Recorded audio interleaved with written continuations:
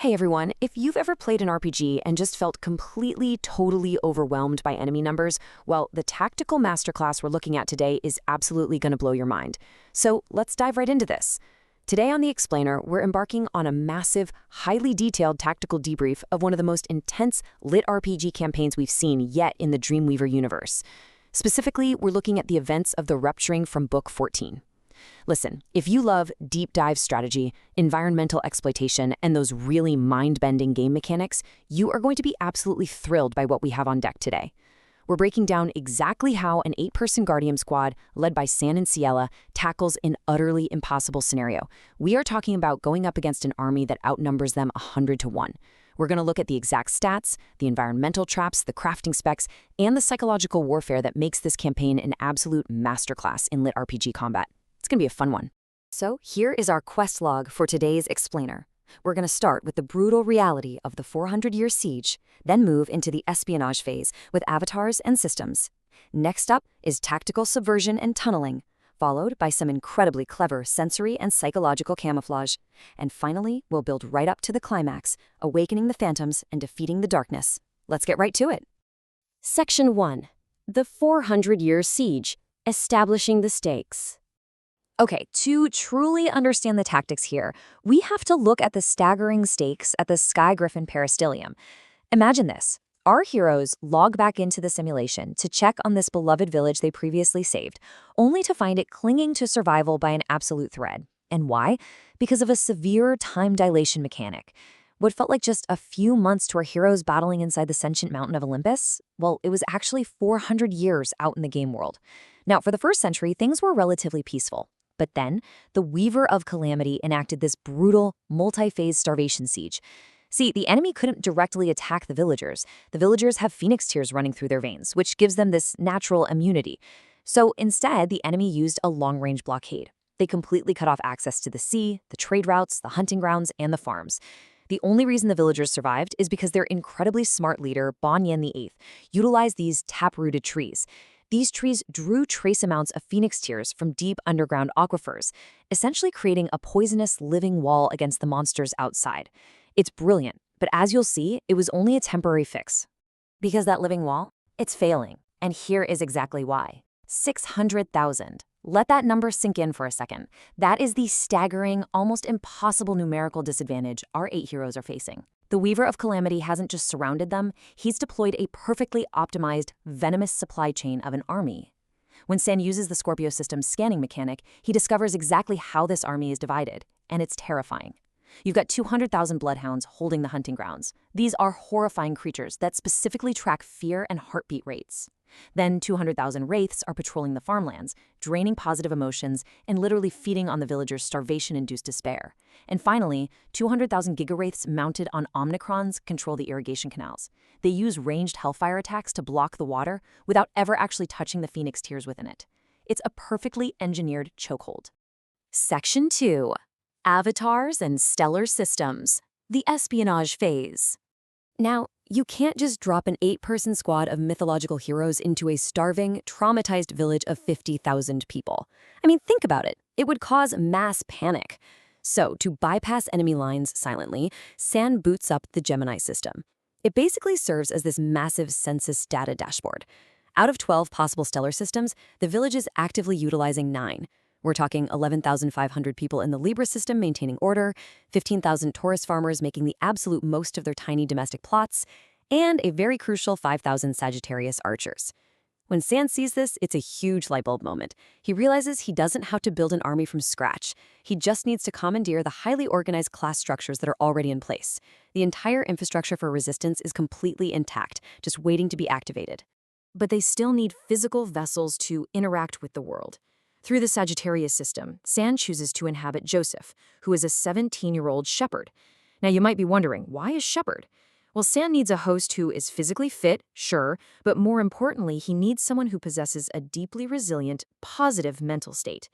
San's high-tier guardian abilities, things like the seals of Andragon and Colmid, they exert immense physical and mental pressure. If he used a weak-minded host, his sheer power would literally destroy the host's mind. So it's a brilliant strategic choice, right? Valuing resilience over traditional combat stats. Ciela, meanwhile, selects Natalia. Natalia's a master of the Aries and Virgo Weaver classes. And Ciela makes this choice because she knows they're going to need incredibly high-level crafting to pull off this escape. Section 3, Tactical Subversion and Tunneling, the Execution Phase. With their avatars secured and the village leaders secretly briefed, Sen knows they absolutely cannot win a direct brute force war. I mean, it's 50,000 starving villagers against 600,000 elite nightmare monsters. So environmental exploitation has to triumph over raw numerical power. They initiate this brilliant month-long maneuver called Mogura Moguram, which basically translates to the mole tactic. See, the Weaver of Calamity's army consists of nightmares. These are creatures of evil that are completely inactive and totally vulnerable during the 12 hours of daylight. So what does Sun do? He unlocks the power and speed limiters for the village's 2,000 architects. For an entire month, while singing a localized work shanty just to keep the rhythm going, these architects dig a massive, overlapping network of tunnels directly beneath the enemy's 3 primary strongholds. They dig around the hunting grounds, straight beneath the farmlands, and overlap the irrigation canals. And crucially, all these tunnels connect directly to the sea. Once the tunnels are finally ready, it's time to draw the enemy's aggro. San takes his 5,000 horseback archers from the Sagittarius class, and they ride out to the irrigation canals to face down 200,000 gigawatts mounted on omnicrons. Talk about a mismatch, right? It's a staggering 40-to-1 disadvantage in this specific skirmish alone. The enemy leader literally laughs at them. He fully believes San has arrived simply to surrender because, mathematically, fighting seems impossible. But as we know, San isn't there to fight a conventional battle. He is there to spring a massive area of effect trap. First, he unlocks his guardian seals just enough to terrify the enemy leader. Then he fires a highly coordinated barrage of arrows that are coated in Phoenix tear sap, and immediately triggers a full hit-and-run retreat. He brilliantly kites those 200,000 massive gigarates right out onto the open plains, and then he triggers the tunnels. The engineered ground below was specifically designed to collapse. Under the sheer, crushing weight of the Gigawraith army, the plains just give way. The monsters are plunged directly into rushing seawater that has been entirely saturated with Phoenix tears. In a single afternoon, 1/3 of the enemy army is wiped out by pure environmental exploitation. It's just genius. Section 4. Sensory and Psychological Camouflage. Counter-espionage. Okay, so the Gigawraiths are destroyed, and the Bloodhounds end up trapped by a very similar tunnel flooding tactic. But our heroes now face the hardest part. They have to physically migrate 50,000 villagers out of the zone and to the safety of Mount Olympus.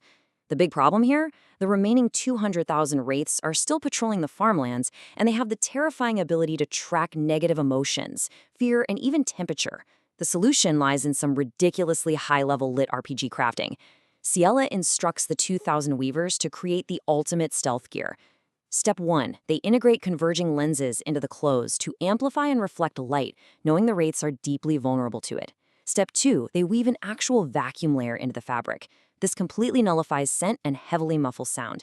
And finally, Step 3. They embed conductive materials and thermometers so the clothes constantly adjust to match the ambient temperature. This basically renders the villagers completely invisible to thermal tracking. It's like building the ultimate sci-fi stealth suit, but with magic. But wait, physical camouflage isn't enough on its own. Remember, the wraiths feed on negativity. A population that has been starved and besieged for 400 years is basically a walking homing beacon of trauma. So, San devises a brilliant piece of psychological camouflage. The night before the Great Migration, he orders a village-wide peace festival. They light a massive bonfire, they eat, they dance, they reconnect. And during all of this, San sits down and tells them the true history of their ancestors, effectively clearing the air of all their long-held resentment toward the Guardians. This generates a massive, localized aura of pure positive emotion. And this positivity, it effectively acts as a psychological cloaking device. It completely blinds the Wraith's negative emotion radar, allowing the villagers to slip away perfectly undetected.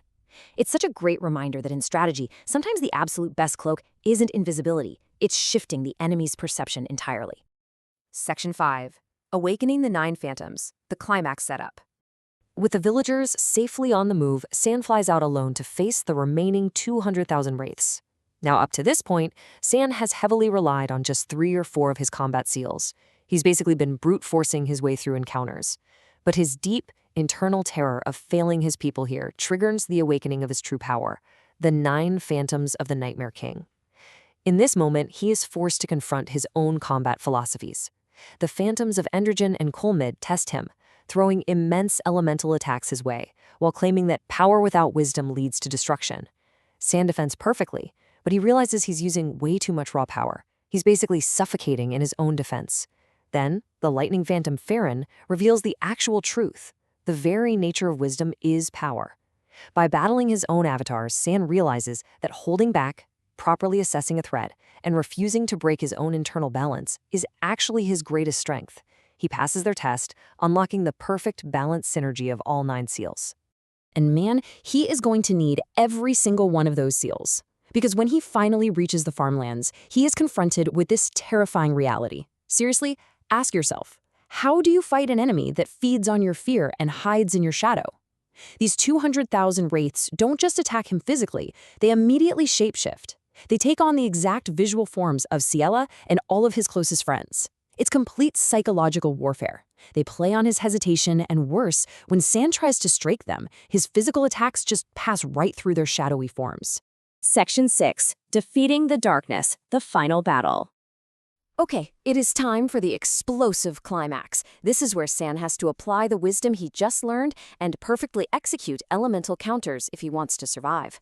The Wraiths utilize the darkness element. This gives them the ability to steal and conceal form while absorbing almost all forms of physical and elemental energy. They are essentially invincible. It's basically a cheat code, except they have one massive, vital weakness. Light. The light elements, or even extreme fire that generates intense light, has the power to define and reveal form, strip away the darkness, and their true, vulnerable physical bodies are exposed. Knowing this, San leverages his newly awakened seals for a breathtaking combo. Check this out. First, he accesses the Phoenix Clan Defender class and its killer ghost martial art. Second, he casts a blinding solar flare. This intense light instantly strips the wraiths of their shadow forms, making them totally tangible. Third, he oscillates at impossible speeds, generating exactly 200,000 physical clones of himself. Fourth, he opens 200,000 interdimensional portals directly behind the enemy army. And finally, every single clone strikes simultaneously, banishing the entire remaining Wraith army backward into a dimensional prison. Boom, just a flawless execution of balanced power. And with that, the army is completely decimated.